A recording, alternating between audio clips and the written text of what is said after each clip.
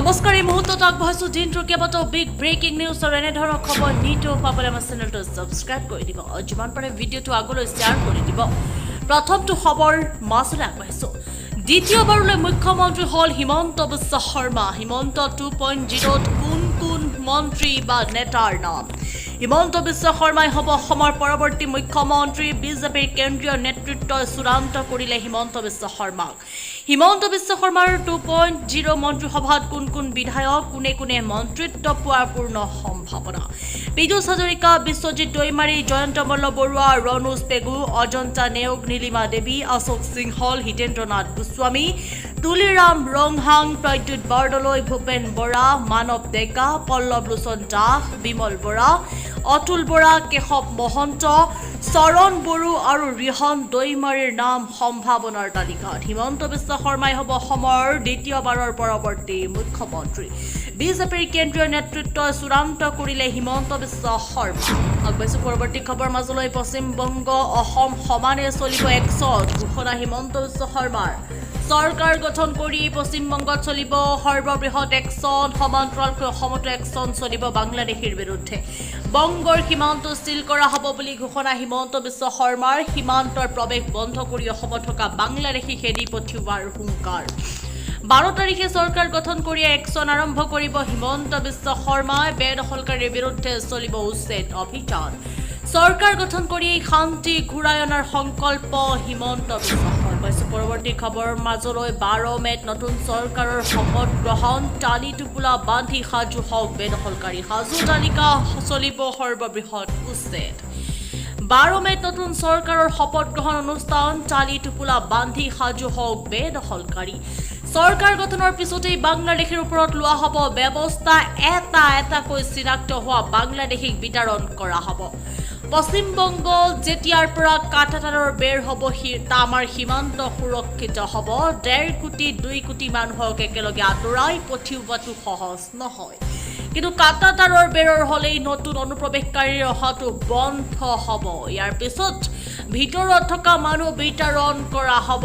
কেৱল ইমানেই নহয়, উচ্ছেদক লৈও কঠোৰ হ'ব নতুন চৰকাৰ। ইতিমধ্যে সাজু কৰা হৈছে বেদখলকাৰীৰ তালিকা। যোৱাবাৰ 1.5 লাখ বিঘা ভূমি বেদখলমুক্ত কৰা হৈছিল। নিৰ্বাচনী ইস্তাহাৰত থকা প্ৰতিশ্ৰুতিৰ মতে কাম কৰিব বিজেপি চৰকাৰে। বেদখলকাৰীক উচ্ছেদ আৰু অবৈধ বাংলাদেশীক লৈ ডক্টৰ হিমন্ত বিশ্ব শৰ্মাৰ বৃহৎ মন্তব্য। আগবাইছো পৰৱৰ্তী খবৰ মাজলৈ। ৰেচন কাৰ্ডত পৰিয়ালৰ সদস্যৰ নাম অন্তৰ্ভুক্ত হোৱা নাই নেকি? চৰকাৰ গঠনৰ পাছতে আহিব ভাল খবৰ। কেনেকৈ কৰিব আবেদন?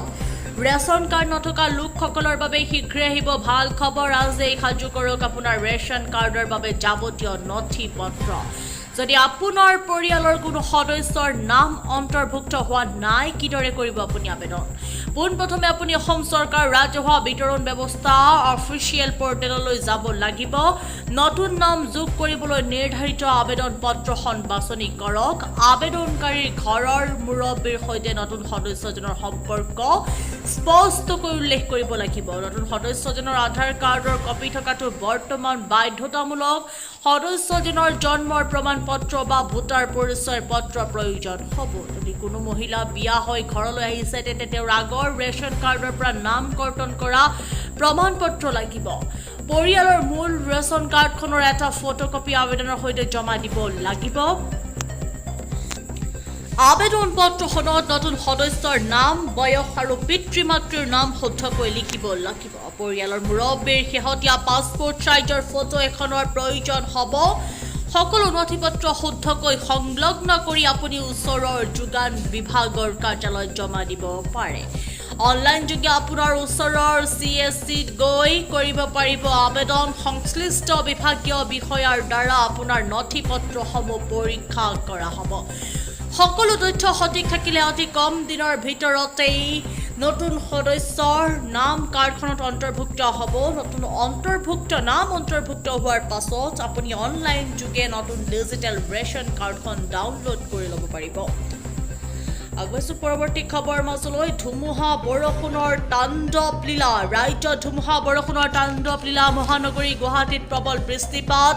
বতৰ বিজ্ঞান কেন্দ্ৰই জাৰি কৰিছে হাই এলাৰ্ট। ৰাজ্যৰ বিভিন্ন প্ৰান্তত বতৰ কাল ৰূপ ধাৰণ। 8খনকৈ জিলাত হাই এলাৰ্ট জাৰি। প্ৰবল বৃষ্টিপাতত স্তব্ধ জনজীৱন আপোনাৰ অঞ্চলত বৰ্তমান বতৰ কেনেকুৱা আমাৰ কমেণ্ট বক্সৰ জৰিয়তে জনাব পাৰে আগবাইছো পৰৱৰ্তী খবৰ মাজলৈ শত্ৰু ৰাষ্ট্ৰক ৰঙা চকু ভাৰতৰ শত্ৰু ৰাষ্ট্ৰৰ বুকু কপাই ভাৰতৰ আকাশত অগ্নি MI মিৰ্ভ মিছাইল শত্ৰু ৰাষ্ট্ৰৰ বুকু কপাই বিশ্বৰ সন্মুখত শক্তি প্ৰদৰ্শন ভাৰতে সফলতাৰে পৰীক্ষা সম্পন্ন কৰিলে শক্তিশালী আয়ুক্ষাস্ত্ৰ অগ্নি MIRVয়ে শক্তিশালী কৰিলে ভাৰতৰ প্ৰতিৰক্ষা ক্ষেত্ৰক মুহূৰ্ততেই শত্ৰুপক্ষৰ জাহাজক আঘাত হানিব পৰা ক্ষমতাৰ অধিকাৰী MIRV অগ্নি মিৰ্ভক নিৰূপণ কৰা হৈছে ভাৰতৰ ভাগ্য বিধাতা ৰূপে বিশ্বৰ মঞ্চত ভাৰতে দেখুৱালে নিজৰ শক্তি সামৰ্থ্য DRDOৰ উদ্ভাৱনী শক্তিৰ নৱতম অস্ত্ৰ অগ্নি মিৰ্ভ আজি সন্ধিয়া অগ্নি MIRVৰ সফল উৎক্ষেপনৰ বিৰল দৃশ্য চাওক আপুনিও আগবাইছো পৰৱৰ্তী অৰ্থাৎ শেষৰটো খবৰ মাজলৈ নিৰ্বাচন শেষ আজি সংগ্ৰহ কৰক বিনামূলীয়া ৰেচন জানি লওক ৰেচন সংগ্ৰহৰ নতুন নিয়ম ৰেচন কাৰ্ডৰ হিতাধিকাৰীসকলৰ বাবে ডাঙৰ খবৰ এই মুহূৰ্তত চলি আছে অন্ন সেৱাৰ দিন আজি সংগ্ৰহ কৰক আপোনাৰ বিনামূলীয়া ৰেচন 10 মে অৰ্থাৎ আজি শেষ দিন ৰেচন সংগ্ৰহৰ আৰু ফ্ৰী চাউলৰ লগতে 100 টকা দিলেই পাব 1 কেজিকৈ দাইল চেনি আৰু নিমখ নতুন নিয়মেৰে সংগ্ৰহ কৰক ৰেচন সংগ্ৰহৰ সময়ত ফিংগাৰপ্ৰিণ্ট দিয়াটো বাধ্যতামূলক ৰেচন লোৱাৰ পাছতেই সংগ্ৰহ কৰক ৰচিদ EPOS মেচিন সৃষ্ট ৰচিদ ল'ব লাগিব হিতাধিকাৰীয়ে অন্নোদয়া অন্ন যোজনাৰ অধীনত 35 কেজিকৈ চাউল পাব হিতাধিকাৰীয়ে অগ্ৰাধিকাৰ প্ৰাপ্ত পৰিয়ালৰ সদস্যই পাব 5 কেজিকৈ চাউল 1 গ্ৰাম চাউল যদি কমকে দিয়ে আপুনি দিব পাৰিব অভিযোগ সেভ কৰি ৰাখক বিশেষ হেল্পলাইন নম্বৰ 180034536611 ফোন কৰি দিব পাৰিব অভিযোগ আমি পুনৰ কৈ দিছো নম্বৰটো 180034536611 আপুনি ফোন কৰি দিব পাৰিব অভিযোগ ফোন যদি নালাগে আপুনি মেছেজৰ জৰিয়তে অভিযোগ দিব পাৰিব এই নম্বৰত হেল্পলাইন নম্বৰ 1967 আপুনি কল কৰি অভিযোগ দিবলৈ সাজু হওক বা আপুনি অভিযোগ দিব পাৰিব আমি পুনৰবাৰ কৈ দিছো হেল্পলাইন নম্বৰটো হৈছে 1967 আপুনি কল নাইবা মেছেজ কৰি দিব পাৰিব আপোনাৰ অভিযোগ নিৰ্দেশ অমান্য কৰিলে সুলভ মূল্যৰ দোকানৰ বিপদ অনিবাৰ্য আৰু যদি আপুনি বৰ্তমানলৈকে ৰেচন সংগ্ৰহ কৰা নাই বিনামূলীয়া ৰেচন যদি আপুনি সংগ্ৰহ কৰা নাই শীঘ্ৰে আপুনিও কৰি লওক বিনামূলীয়া ৰেচন সংগ্ৰহ